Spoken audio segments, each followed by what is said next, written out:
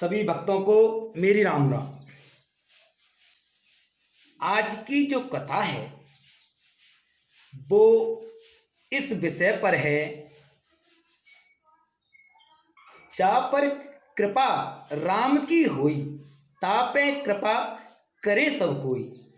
यानी कि जब तक प्रभु की कृपा नहीं होती है तब तक कोई भी मनुष्य, कोई भी जीव परमात्मा के चरणों में दास नहीं बनता है। पूरी योनियों में भ्रमण करके फिर भी भटकता रहता है। आज ऐसी ही एक कथा, बहुत अच्छी सुंदर प्रेरणादायक कहानी जो प्रैक्टिकल है कि मनुष्य पूरी जिंदगी निकल जाती है, तस्वीर बदलते बदलते फिर भी तकदीर नहीं बदलती मनुष्य की। इस कहानी के माध्यम से आप सभी लोग सुनेंगे और बहुत ही सुंदर कहानी है कि एक बार एक बड़ा बूढ़ा बुजुर्ग, जिसे वृद्ध कहते हैं, वो कहीं दूर रिश्तेदारी में ट्रेन में बैठकर सफर करके जा रहा था अपनी कहीं रिश्तेदारी में। उस बड़े बूढ़े का उस ट्रेन के अंदर पर्स गिर जाता है। उस बड़े बूढ़े वृद्ध को पता नहीं कि उसका पर्स कहाँ गिर गया। वो उसे ढूंढने का प्रयास भी करता है परंतु पर्स नहीं मिलता है। कुछ देर पीछे ट्रेन में टीटी आता है और टीटी उस पर्स टीटी को मिल जाता है। पर्स उस टीटी को मिल जाता है। टीटी उस पर्स को खोल कर देखता है तो उस पर्स में पैसे होते हैं और एक फोटो भगवान श्री कृष्ण की होती है। श्री कृष्ण भगवान की फोटो देखकर और पैसे देखकर टीटी कहता है, किसी यात्री का मुझे ये पर्स मालूम होता है। टीटी ने उस पर्स को हवा में हिलाते हुए कहा, भाई ये पर्स किसका है। तब जो बड़ा बूढ़ा था, जो पर्स को खोज रहा था, वो अपना हाथ उठाकर कहता है, साहब जी ये पर्स मेरा है। टीटी कहता है कि इस पर्स का आपके पास कोई प्रमाण है कि ये पर्स तुम्हारा है। वृद्ध, जिसके मुख में दांत नहीं थे, दांत विहीन जो वृद्ध था, वो हंस के मुस्कुरा कर बोला कि हाँ, इस पर्स का मुझ पर प्रमाण है। क्या है? उस वृद्ध ने कहा कि इसमें थोड़े से पैसे हैं और भगवान श्री कृष्ण की इसमें फोटो है। टीटी ने कहा कि बाबा, इस फोटो को तो हर व्यक्ति अपने पर्स में रख सकता है, ये कोई ठोस प्रमाण नहीं है। इस बात को कहते हुए टीटी ने बोला, कोई ठोस प्रमाण दीजिए। तब वृद्ध बोला, ठीक है, थोड़ा समय है तो सुनिए, मैं तुम्हें ठोस प्रमाण देता हूं इस पर्स का। वृद्ध ने अपनी बात को आगे बढ़ाते हुए कहा कि जब मैं छोटा था तब मैं स्कूल जाया करता था, तब मेरे पिता ने लाकर ये पर्स दिया था। उस समय इस पर्स में एक दो जो रुपए मिलते थे घर से, उन्हें मैं रख लेता था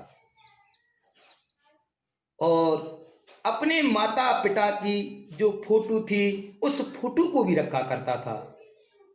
जैसे ही मैं युवा अवस्था में आया तो फिर मैंने माता पिता की फोटो निकाल कर रख दी और मैं अपने आप को बहुत सुंदर, बहुत ही अत्यंत सुंदर समझता था। माता पिता की फोटो हटाकर मैंने अपनी उसमें फोटो रख ली पर्स में।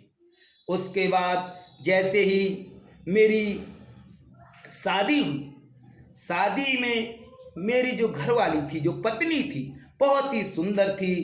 फिर मैंने अपनी फोटो निकाल कर उस घरवाली की फोटो लगा ली, पत्नी की फोटो लगा ली, क्योंकि मेरी घरवाली सुंदर थी इसलिए। उसके कुछ समय बीतने के बाद फिर मैंने अपने बच्चे की, जो 2 साल पीछे मेरा बच्चा हुआ था, जो मेरी पत्नी की जो बच्चा हुआ था, उसकी फोटो लगा ली। उस फोटो को लगा लिया मैंने। वो मेरा बच्चा इकलौता था, इसलिए बहुत प्यार करता था। सारे दिन अपने काम काज से कर कर सारे काम काज को करके मैं जैसे ही ड्यूटी से आया करता था तो अपने बच्चे को अपने पर्स में एक फोटो लगाए रखा था। उसे हर समय देखता, अगर कहीं कार पर भी होता अपने, तो मैं उस फोटो को चूम लिया करता था। और मैंने अपने बच्चे की अच्छी तरह से परवरिश की, क्योंकि मेरा अकेला बच्चा था। ऐसे ही समय बीतता गया और मेरी घरवाली, जो मेरी पत्नी थी, वो स्वर्ग सिधार गई। जब स्वर्ग सिधार गई, उसके बाद जो मेरा बच्चा था, जिसे मैं अपनी बुढ़ापे की लाठी समझा करता था, उसकी भी शादी हो गई और उसकी भी पत्नी अपनी गृहस्थी के साथ वह समय बिताने लगा। जब उसकी पत्नी हो गई तो वो समय बिताने लगा, तो मुझ पर मेरे बेटे ने कभी भी ध्यान नहीं दिया। जब ध्यान नहीं दिया तो मुझे बड़ा पछताना, बड़ा रोना हुआ कि आखिर मेरा आखिरी तक सांस देने वाला कौन है। मैंने बड़ा विचार किया, बड़ा अध्ययन किया, बाद में मैं बड़ा पछताया। जब मेरी समझ में आया कि इस संसार में भगवान के सिवा जो आखिरी मनुष्य की सांस तक रहता है वो प्रभु रहता है, उस कन्हैया की मैंने स्पर्श में आज बूढ़े का सहारा, ये कन्हैया है मेरा, इसलिए मैंने इसकी फोटो अपने पर्स में लगा ली। टीटी उस बड़े बूढ़े की व्यथा को सुनकर बोला, बाबा समझ गया, आपने सच्चा प्रमाण दिया है कि मनुष्य पूरी जिंदगी भर तस्वीरों को ही बदलता रहता है, पूरी जिंदगी भर तस्वीरों को बदलता रहता है, परंतु आखिरी समय पर भगवान को वो याद करता है, भगवान ही उसका सहारा होता है। जब अंत समय आता है तो हर मनुष्य परमात्मा को ही अपने पास रखता है। ये कहानी अगर सभी भक्तों को अच्छी लगी है, लाइक कीजिए और शेयर कीजिए। जय श्री राम, जय मां सीते, जय हनुमान।